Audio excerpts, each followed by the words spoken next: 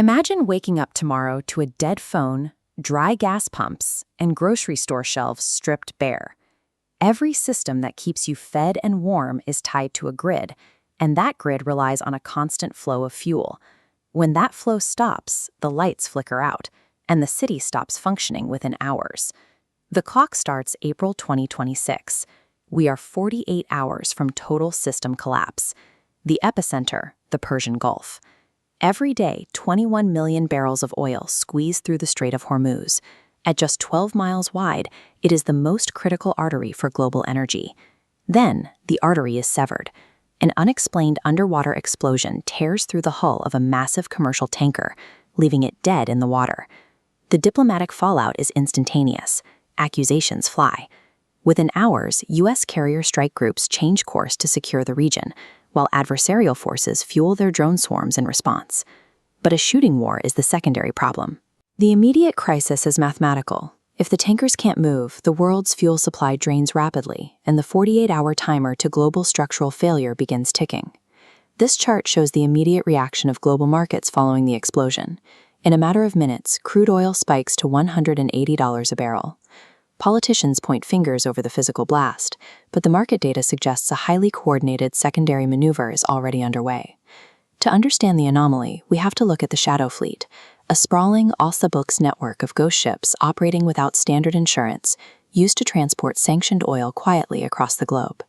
At the exact moment of the explosion, the tracking signals for hundreds of these ghost ships simultaneously blink off the map.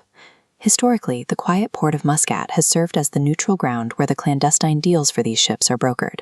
But as the tanker burns, the communication channels in Oman go silent. When the diplomatic deal in Muscat failed, the digital IDs for the entire shadow fleet were revoked in a single stroke. This strips the global market of its last emergency supply buffer. The physical blast at the strait was the trigger, but the mass disappearance of the fleet reveals a coordinated economic siege designed to snap the global supply chain entirely. We have seen severe energy shocks before.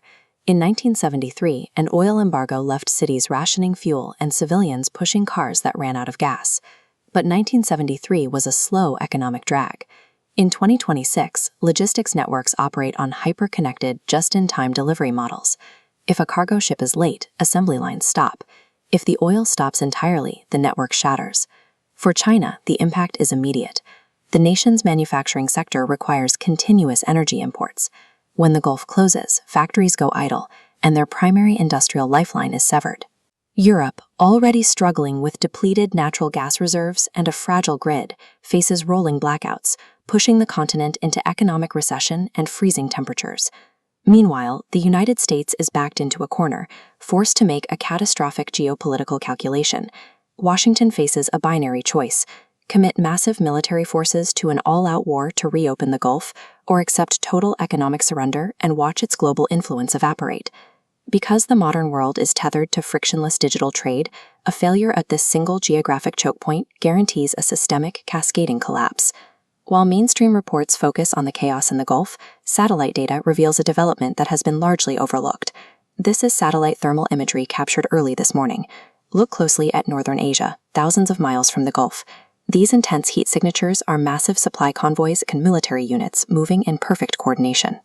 The precise coordination between the maritime explosion and these northern land movements suggests the crisis at the Strait of Hormuz is the preamble to a much larger strategic pivot.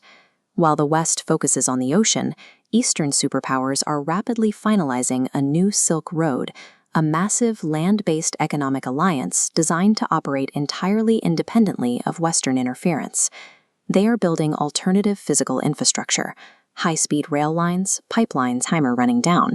The West is forced to commit its remaining resources to a bottleneck that no longer carries the world's most vital cargo.